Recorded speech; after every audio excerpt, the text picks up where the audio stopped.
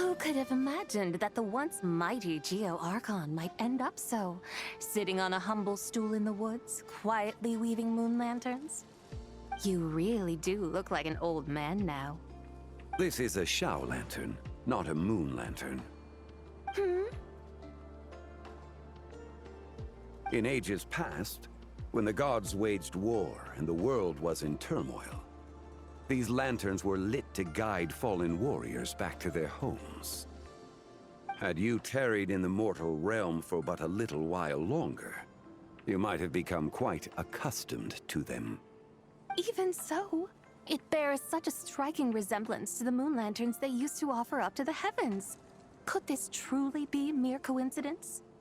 Perhaps in some sense it is, yet in another, it isn't. For instance, who is to say that some of Langan's magnificent jade did not become part of the very foundations upon which Liyue Harbor now stands? It is conceivable that this ritual was transmitted in such a manner too. Now, let's not let ourselves get carried away. For all its splendor, do not forget that, in the end, even Langan could not escape its heaven-sent fate. Alas, it is just a pity that the little creatures of this world may never again lift their eyes to the moon, even should misfortune befall them. But you, Geolord, now that you rule this realm, why take the trouble, not to mention the risk, to visit one who bears such profound guilt as I? Are you not afraid that you might be sullied by the curse of time that was laid upon me? There is no risk to speak of. At least, not in comparison to that which you took when you defied the heavens all that time ago. As I have stated, time and again, it was not I who defied the heavens. Geolord, the ancient affairs of Langan have nothing to do with me, for I am but one of her deadly selves, severed before her demise. My name is not Zebai, but Zichao. Surely you did not take us for one and the same solely on the basis that we may all assume the form of white horses? Sorry to break it to you, but you seem to have found yourself the wrong white horse. Anyway, do tell me, what urgent matter brings you here? Very well then. I have come to ask for Zebai's shade. Oh? So, the Geolord has set his sights upon Zebai's human soul. And what is it that you intend to do with it? The world outside is changing. With the new moon's birth, the confines of the Shadow Moon are gradually disintegrating. In other words, the heavenly soul is set to return. Consequently, strange phenomena have manifested within Langan's former domain, leading to the earthly soul's reappearance as well. The last of the trio, the human soul, is in your possession. Most intriguing. My intention is to gather all three together, so that an old friend may finally make her return. I must admit, it seems that some remarkable affairs are coming to pass in the outside world. Yet there is one thing you seem to have overlooked, Lord of Geo. Back in the day, it was you that freed me from that painting. And afterwards, I took up arms in your name. Together we first subdued Chenyu Vale, then brought peace to Mount Qingse. It was for this cause that the contract between us was made. But now that the debt has been repaid, what cause have you to expect my aid? Zebai and I have long been friends.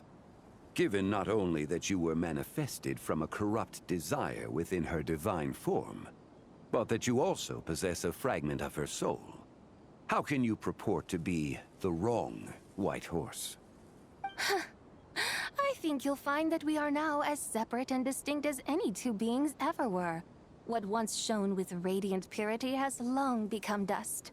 What you see is no longer what it was. Oh, great Lord of Geo. Should this still be unclear to you, I bid you take your leave. It seems that the fault lies in my own lack of consideration. As you wish. I shall let this matter rest. Wait! One moment, if you will. Should this not be your opportunity to propose a new contract? The part where you make me an offer I simply couldn't refuse? Even those puny mortals know how to haggle when striking their bargains. Should you, the famed god of contracts, not likewise strive for success through negotiation? Come now, enough with the posturing. It's time to name your price. Very well. I had, in truth, prepared a new contract for your consideration. I knew you would not come before me unprepared. Yet, you should know that I want for nothing, for I live in the mountains, carefree and untroubled. Occasionally, I even find sport in teasing the mortals who stumble into my presence. Then why persist in telling them those ancient stories? I speak of what transpired before the sky collapsed and the earth sank into itself. That is merely my way of passing the time. And what of it? Would any believe, much less remember, the ramblings of a mountain hermit? Those tales have long since spread throughout the mortal realm. Who? Should my words prove insufficient, I invite you to see the world for yourself. To this end, I have found you a pair of trusty guides. The Lantern Rite is presently underway in Liyue, and should prove quite intriguing for you. So this, then, is the contract you have prepared for me? Indeed it is.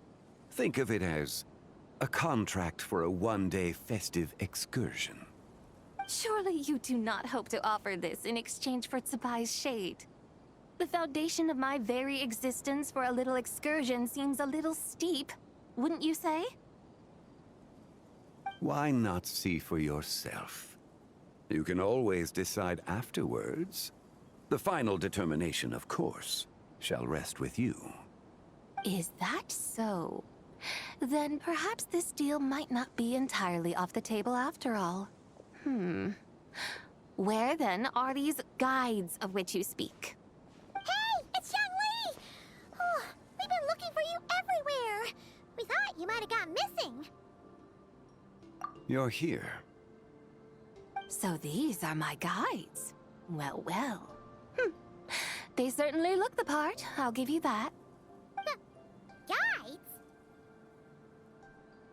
Oh, you poor innocent little creatures. The benevolent Lord of Geo has soaked you to me, which means that for the rest of this day, you belong to me. Sold us to you?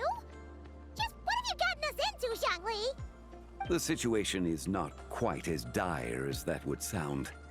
I ask only that you accompany my Adeptus friend on a tour of Liyue. I would suspect that depends on how well you entertain me. Entertain you? Let us start with this Liyue harbor of which I have heard so much. Nowhere is quite so fascinating as a place teeming with little mortals. How come this Adeptus sounds so different from what Paimon imagined? Okay, we'll take care of it. Get ready to find out why they call Paimon the best travel guide in all of Tibet.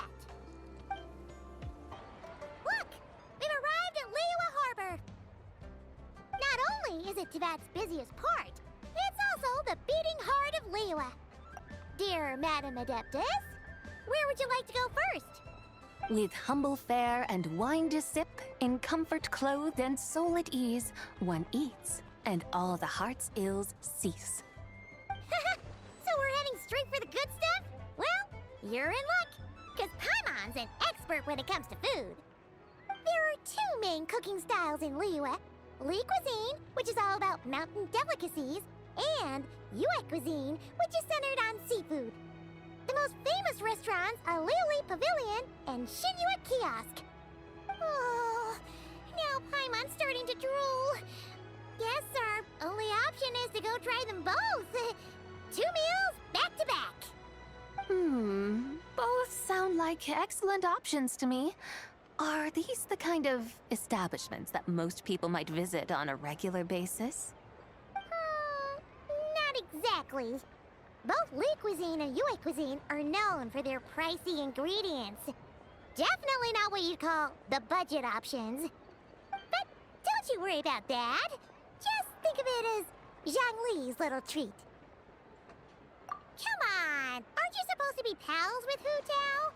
I'm unsure we can afford to spend a little more of her mora at least. Hey! All Paimon wants is to provide our Adeptus with the best possible experience here. Don't you want that too? Both certainly sound like worthy choices. Just now, though, I happened to see a porter pass this way. Where might individuals like him go to eat? A hungry porter, huh? Oh! Paimon knows just the place! Yep. Nothing fancy schmancy there. Just tasty dishes made with simple ingredients in a variety of different styles. Most importantly, it's great value for money, too. No wonder everyone loves it, huh? Oh, and the owner happens to be a good friend of ours, too. One mean restaurant. Yes, even the name itself feels lively and down to earth. All right, let's make it our first stop. Yippee! That's a great choice, too. Alrighty, let's head over there right away. Paimon can't wait to dig in. Wamin Restaurant, here we come.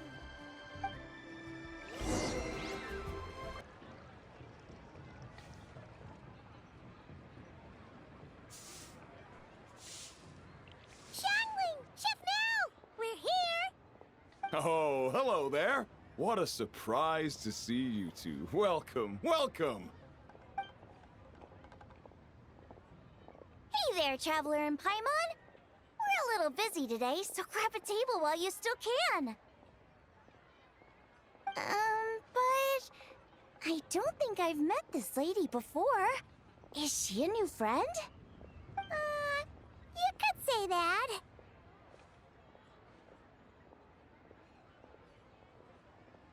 Oh, I see. Well, hey there.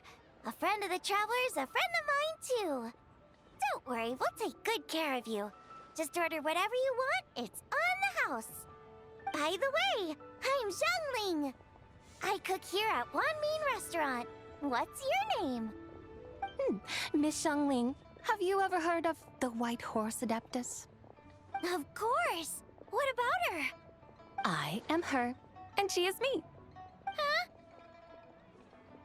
You mean you're an Adeptus? Oh, you young'uns crack me up. Come on, Xiangling. You've got to keep up with the times. Haven't you heard of cosplay? It's like a role-playing game where you dress up as famous characters and pretend to be them.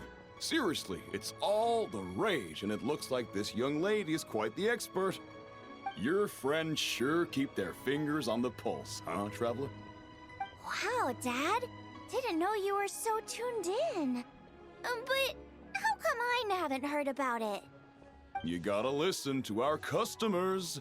Didn't I tell you to spend less time chasing after wild vegetables and more time making friends? You're even more out of touch than I am. Hey, I like making friends too. Isn't that what I'm doing right now? Anyway, even if it is just a costume, is it alright if I still call you White Horse Adeptus? Of course it's all right, because that's exactly who I am. Okay. I can see you're really committed to the role. How about I call you the real White Horse Adeptus instead? In that case, you can call Paimon the real Traveler. Yeah, right. You could have at least switched outfits. Puny mortals. Nevertheless, I suppose it might be amusing to indulge in your little charade for a while at least. All right, go grab yourselves a table. I'll come take your order in a bit. Hello. May I ask if Miss Xiangling and Chef Mao are here? Yeah, they're just over there. Wait a sec. So, what would you like to... Huh? You're... Hello, Miss Xiangling. It's me, Lu Xiangxiang, the one who broke some stuff here at your restaurant a few days ago. I just wanted you to know how sorry I am. I honestly don't know what came over me. Please, please forgive me. Oh, it's you. You really gave me a fright that day, young lady. You didn't actually get food poisoning from our black-back perch stew, right? Come on, Dad. She's come to say sorry. It's all right, Miss Lou. You must have been feeling a bit off that day. You're looking so much better now, though. Why don't you grab a table, too? This one's on the house. No, I couldn't possibly. Hey, it's totally okay. We all feel under the weather sometimes, especially when we're away from home. Go on, find yourself a... yikes. Looks like all the tables are taken. Wanna come sit with us? We've got an extra seat over here. Thanks, guys. So what would you like to eat today? Feel free to order anything you like. I should very much like to sample your renowned poisonous blackback perch stew. It wasn't poisoned. That was all on me. So that's one portion of blackback perch stew. How about you guys? Paimon wants... Sure thing! Looks like Paimon's having trouble making up her mind. Anyway, I guarantee you'll love it. Let me think. Well, since the blackback perch stew is on the spicier side, I guess it makes sense to balance it out with a serving of stir-fried shrimp. And since it's Lantern Rite season, you better try out the triple-layered consommé and come and get it too! Those are our seasonal specialties. As for the carbs, since we've got a full table, how about some right at home? Along with our special chili mince cornbread buns. Trust me, you won't be disappointed. Then for dessert, I'll whip you up some Lucky Snow Delight. I just came up with it a few days ago, and I can't wait for you to try it. Wow! Sounds like quite the feast! Looks like Paimon's in luck today! Am I the only one who thinks that's way too much? Not at all. Don't worry, I know what I'm doing. And to top it all off, our star dish, Adeptus Temptation. You should know that we don't often serve this here at Wanmin Restaurant. But since this is my first time cooking for the White Horse Adeptus, I'm pulling out all the stops. Okie dokie, just sit back and relax. I'll have your dishes out in no time. Hold on. Did I just hear Miss Xiangling mention the White Horse Adeptus? You did indeed. And you're looking right at her. That's a joke, by the way. She's cosplaying. Oh, I see. Phew, almost believed you there for a moment. Tell me, little one, what business might you have with the White Horse Adeptus? It's a long story. Basically, a while back, I took part in an archaeological dig over at the chasm. While we were there, we discovered a number of relics. Our findings show that they date back to the era of Long Gone, an ancient nation whose people are said to have been the ancestors of some of the modern-day inhabitants of Chenyu Vale. And why might such matters concern the White Horse Adeptus? Because some of those relics not only seem to contain textual references to her, but even depictions of what she looked like. There have long been legends claiming that the White Horse Adeptus was a deity of that era, but there are plenty of other theories out there too. If I could just locate some more detailed records, I'm sure we'd be able to find out so much more. So you're into history? Well, to tell you the truth, I actually joined the archaeological team by sheer accident. But once I'd started down this path, I knew that I wanted to make something of myself. Recently, though, things seem to have taken a turn for the worse. Still can't believe I caused such a mess and even ended up hurting someone. Oh, so you're considering becoming a martial artist now instead? No, I mean, they weren't seriously hurt. It was just a few scratches, and they let it go after my mother compensated them. Either way, my career's pretty much over. And even though both the victim and the Ministry of Civil Affairs say they won't be pursuing the matter any further, my father says he's going to punish me according to our family rules. Family rules? Yeah, he's decided to ground me. I'll have to return to Chaoying Village after Lantern Rite, and goodness knows when I'll be allowed to leave again. Wow, that's harsh. Sounds like the kind of thing only rich, super traditional parents would do. We're not exactly rich, though. All we own are a few tea fields in Chaoying Village and a guest house in Liyue Harbor. A guest house? It isn't Baiju guest house by any chance? Yep, he's my grandfather.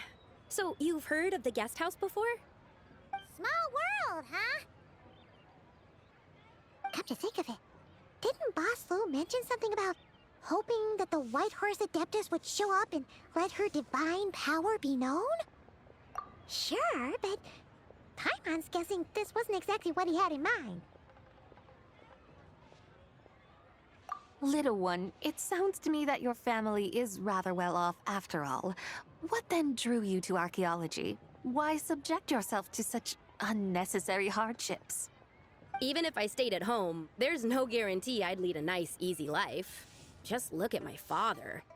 Recently, my grandfather put him in charge of the guest house, and he came up with a bunch of ideas right away, starting with changing its name. That didn't turn out well, though. My grandfather yelled at him for days, even calling him a bad son, and they still haven't let it go. Oh!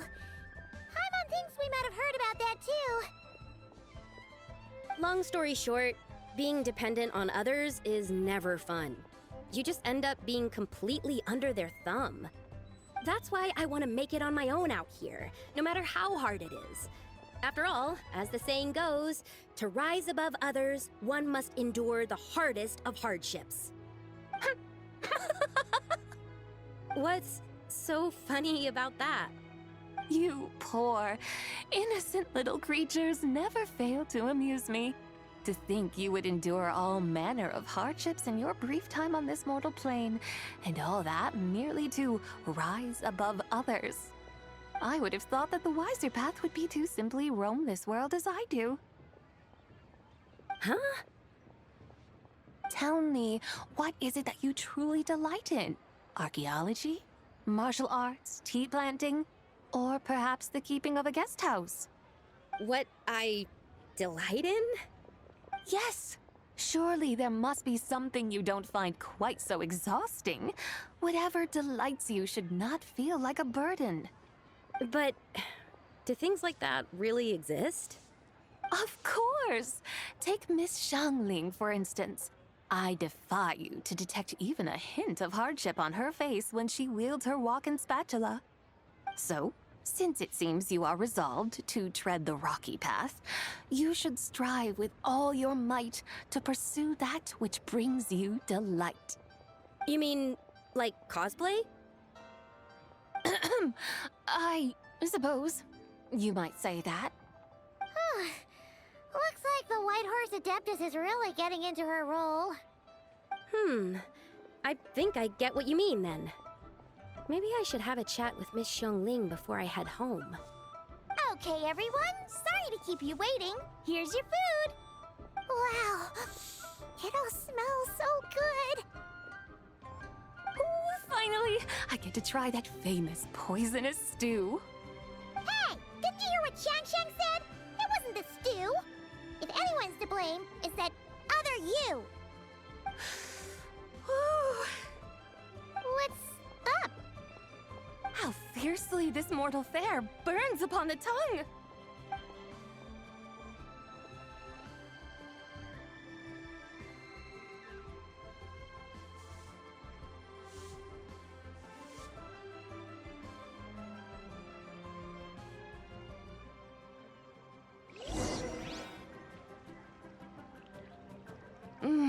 most satisfying as poisonous dews go. So, where to now? Time, I think, to seek out some diversion? Oh, there's plenty of entertainment options in Liyue. Paimon will tell you that. The locals like to drink tea, walk their pets, play chess, watch operas, attend storytelling performances. Storytelling performances? You know, like listening to people telling stories. They're usually based on old Liyue legends, just like their operas. Stuff like the Divine Damsel of Devastation, Through the Eyes of a Dragon, or the Sanctification of Tao Do. What about the story of the bright moon that sits in the sky above us? Paimon doesn't think she's heard that one. Still, the moon does come up quite a lot. It's even in the name itself. The Yue in Liyue actually means moon. Since we're on the subject, you like telling stories yourself, right? Why don't we go check it out? In that case, I'll have to trouble the two of you to lead the way.